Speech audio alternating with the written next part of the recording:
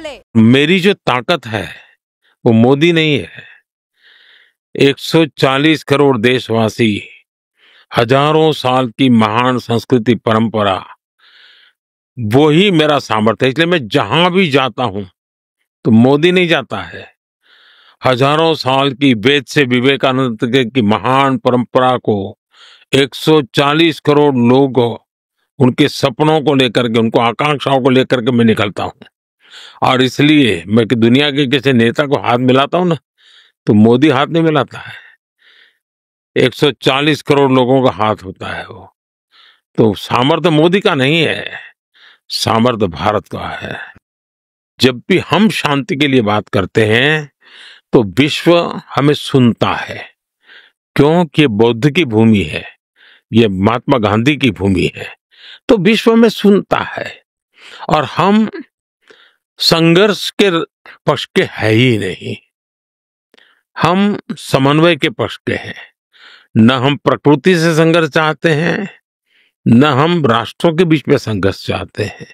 हम समन्वय चाहने वाले लोग हैं, और उसमें अगर कोई भूमिका हम अदा कर सकते हैं तो हमने निरंतर अदा करने का प्रयत्न किया है। मेरा जीवन बहुत अत्यंत गरीबी से निकला था, लेकिन हमने कभी गरीबी का कभी बोझ नहीं फील किया, क्योंकि जो व्यक्ति बढ़िया जूते पहनता है और अगर उसके जूते नहीं है तो उसको लगता है यार ये है। अब हमने तो जिंदगी में कभी जूते पहने ही नहीं थे, तो हमें क्या मालूम था कि भाई जूते पहनना भी एक बहुत बड़ी चीज होती है। तो हम वो कंपेयर करने की वो अवस्था में ही नहीं थे। अब हम जीवन ऐसे ही जिए हैं। मेरे प्रधानमंत्री बनने के बाद मैंने मेरे शपथ समारोह में पाकिस्तान को स्पेशली इनवाइट किया था ताकि एक शुभ शुरुआत हो, लेकिन हर बार हर अच्छे प्रयासों का परिणाम नकारात्मक निकला।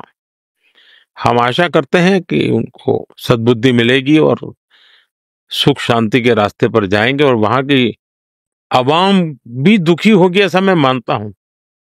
देखिए, आपने जो कहा आलोचना और कैसे डील करते हैं, तो अगर मुझे एक वाक्य में कहना है तो मैं उसका स्वागत करता हूं,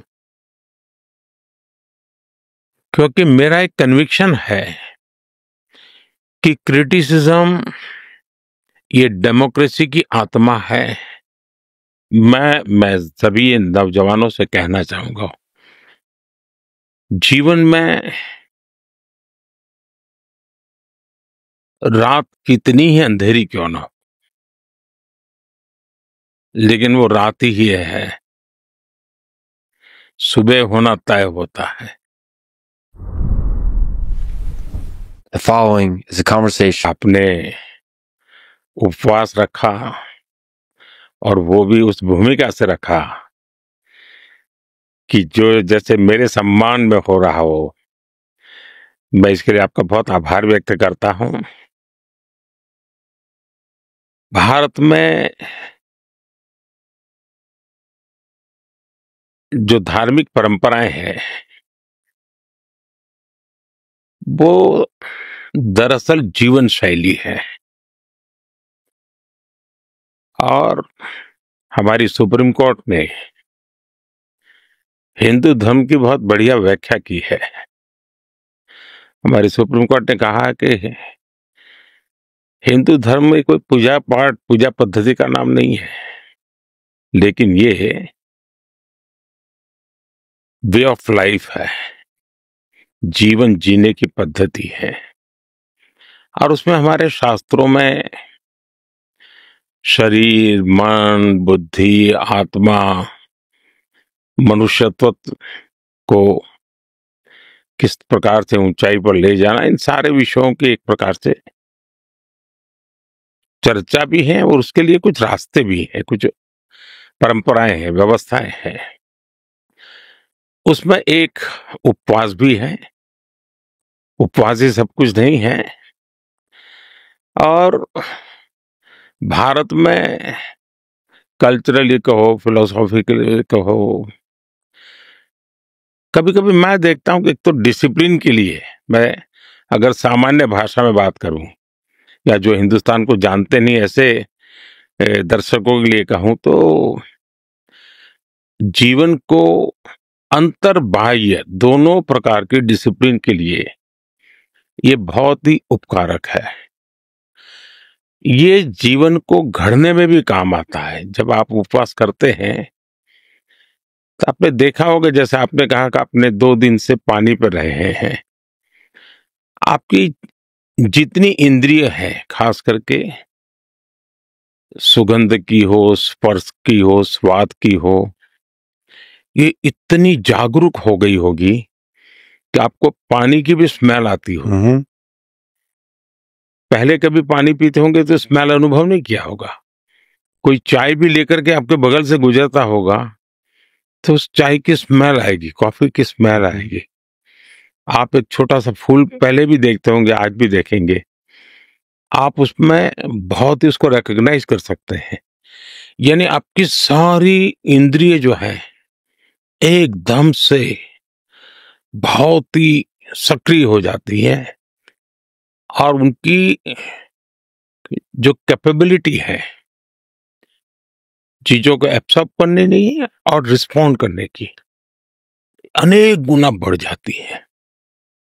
और मैं तो इसका अनुभवी हूं। दूसरा मेरा अनुभव है कि आपके विचार प्रवाह को ये बहुत ही शार्पनेस देते हैं, नयापन देते हैं। आप एकदम से आउट ऑफ बॉक्स, मैं नहीं जानता हूं औरों का उपवास का यही अनुभव होगा, मेरा है। दूसरा, ज्यादातर लोगों को लगता है कि उपवास मतलब खाना छोड़ देना, खाना न खाना। ये तो हो गया एक फिजिकल एक्टिविटी। कोई व्यक्ति किसी कठिनाई के कारण उसको खाना नहीं मिला, पेट में कुछ नहीं गया, अब उसको कैसे उपवास मानेंगे? ये एक साइंटिफिक प्रक्रिया है। अब जैसे मैं लंबे समय पर उपवास करता हूं तो उपवास के पहले भी मैं 5-7 दिन पूरे बॉडी को इंटरनली क्लीन अप करने के लिए जितने भी आयुर्वेद की प्रैक्टिसेस हैं, योगा की प्रैक्टिसेस हैं या हमारी ट्रेडिशनल प्रैक्टिसेस, उनको करता हूं।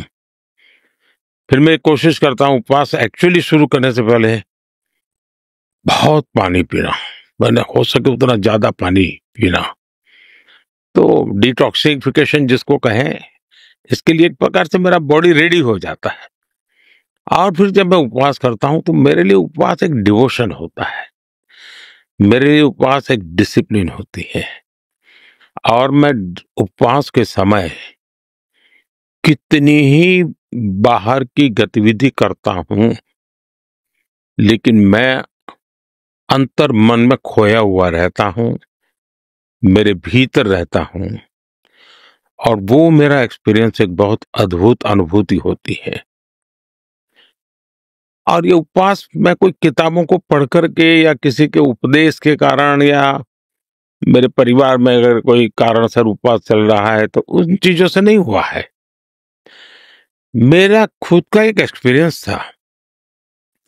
स्कूल एज में हमारे यहाँ महात्मा गांधी की जो इच्छा थी गौरक्षा की, उसको लेकर के एक आंदोलन चलता था। सरकार कोई कानून नहीं बना रही थी उस समय। पूरे देश में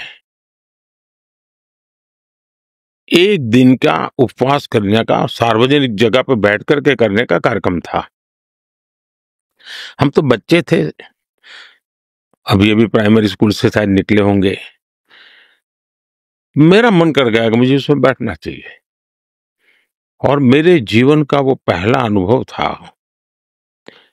उतनी छोटी आयु में मैं कुछ, मुझे भूख लग रही है, मुझे खाने की इच्छा हो रही है, मैं जैसे कुछ नई एक चेतना प्राप्त कर रहा था, नई एनर्जी प्राप्त कर रहा था।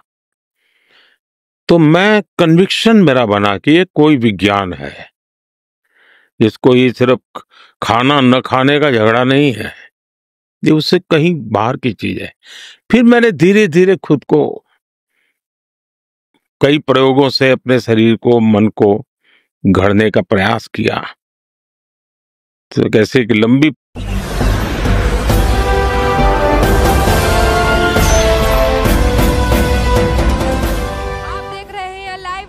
1999 राष्ट्र सबसे पहले